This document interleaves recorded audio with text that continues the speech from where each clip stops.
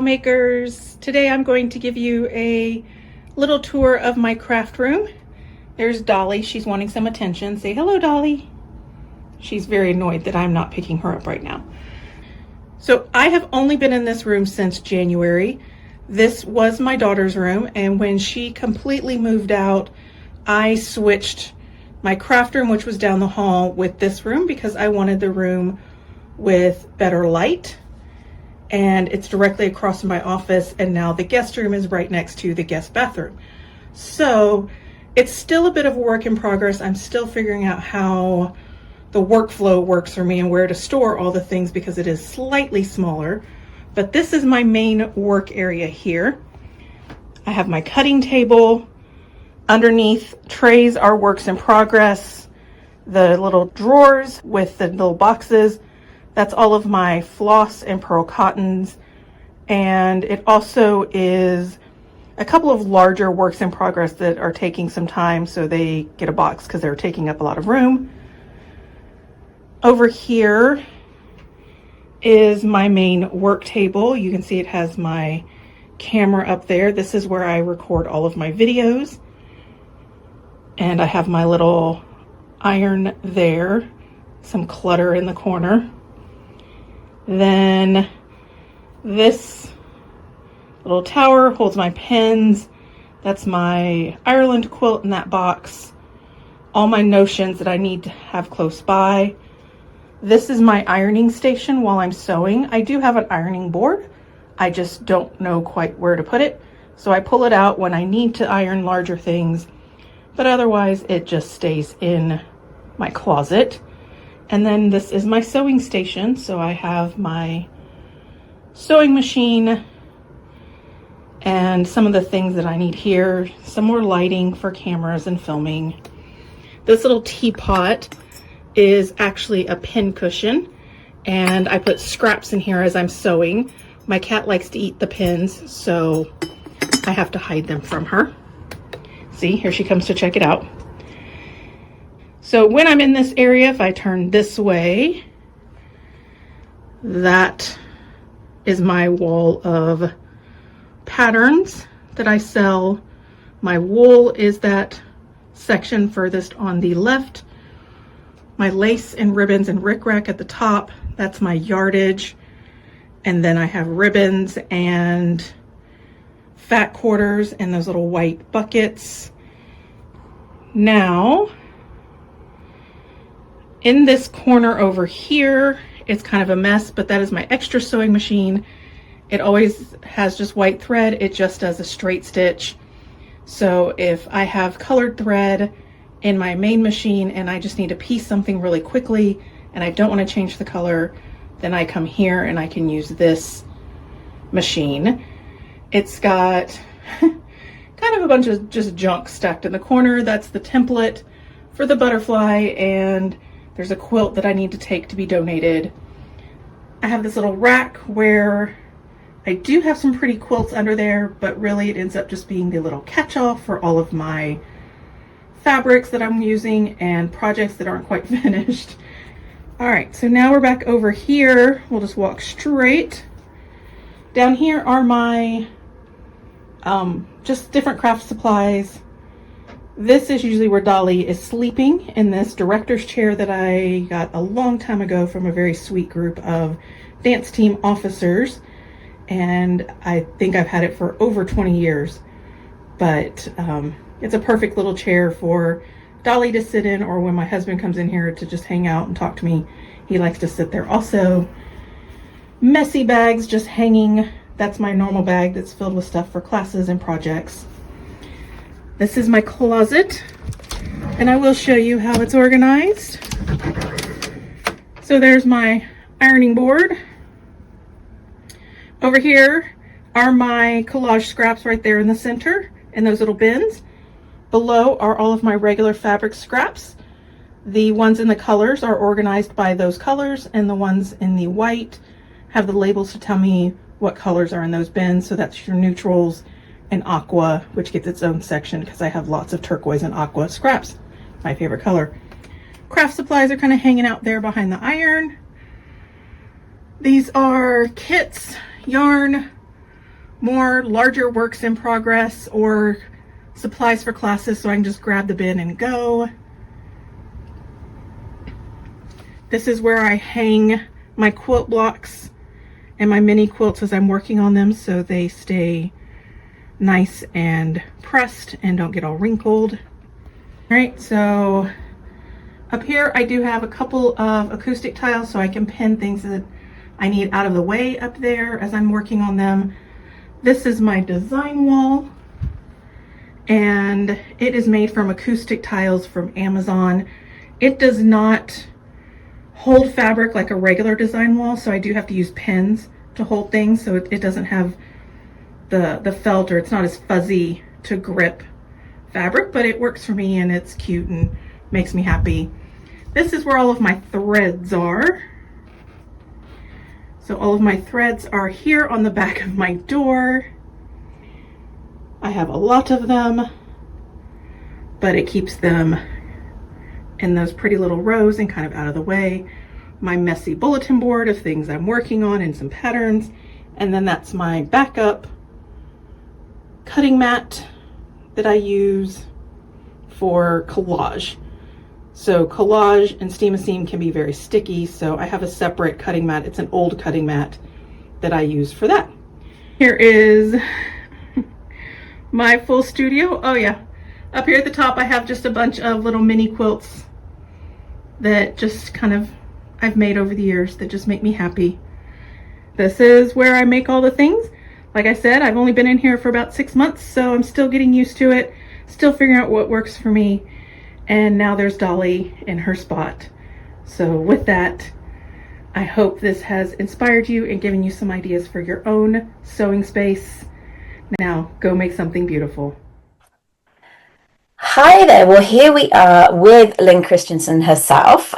Lynn, wonderful to have you here, and thank you so much for recording that tour of your studio and for the spotlight on Dolly, the cat, who was very welcome and was utterly adorable. I did love that you had to hide your pins from her. So does she what does she do? Does she chew on them, or does she chase them? Or what is it?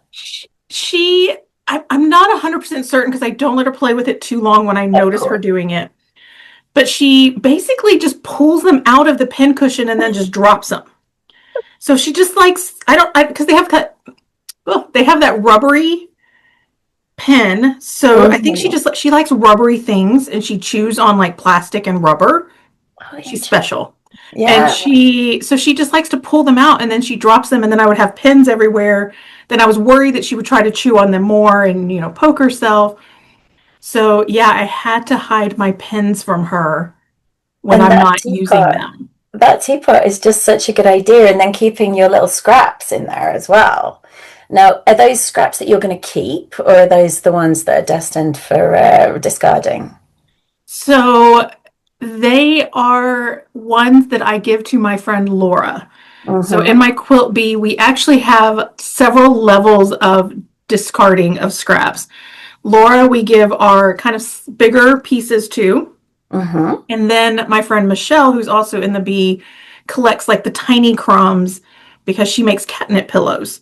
Oh, lovely. Yeah, so I try to keep the kind of larger pieces in the teapot, and then I have another little bag for Michelle.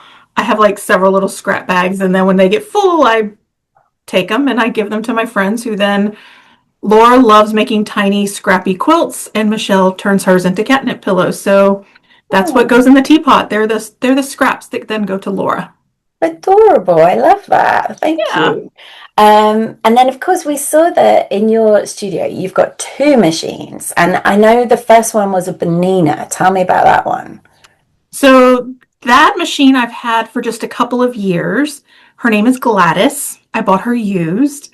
I bought her from Maddie from the Badass Quilter, and Gladys is the mascot. So she has a little Gladys sticker, and her name is Gladys. And she's my main machine. Like, she's the one that does most of my quilting, most of my piecing. And then the other machine is a brother machine. It's a Nouvelle. I can't remember the number of it, but that's Nova Lee. She's my workhorse. She's like my factory worker. She just does a straight stitch. She's all metal, kind of a heavy duty machine. So when I have to do things with really thick layers, like bags, she does those a little bit better. And then she just kind of sits there. You saw that she just had stuff piled all over her that she doesn't get used as often. But Mm-hmm. if I'm got a colored thread in the Bernina and I'm just like, I just need to do this one little stitch and I don't want hot pink, then I'll go to Nova Lee, and Nova Lee does my quick little piecing sometimes, or mending. Yeah, I love that idea because I know a lot of people have more than one machine. Like they'll have one that's just for retreats or something that they travel with, which is often lighter and might only do the more simple stitches. And so I love that idea of having one set up with the white thread that's just ready to go. So wonderful. And of course, you had all this great furniture in your studio as well. And one of the things I noticed was a husky table, and it looked like it was height adjustable as well and had some drawers on it. Now, is that a sewing table, or like where did that come from? No, so that is actually a workbench. We Ah, got it either from Home Depot or Lowe's. We got it several years ago, so I don't remember. But it has a little crank on the side, and I can lift it and lower it. So if I wanted to make it, if I wanted to sit, I mm-hmm. could lower it and sit at it. I have a second one in my office, and that's what I use as a desk, Oh, is my Husky table, fantastic. because I like being able to make it go up and down for like Of Zoom calls. course.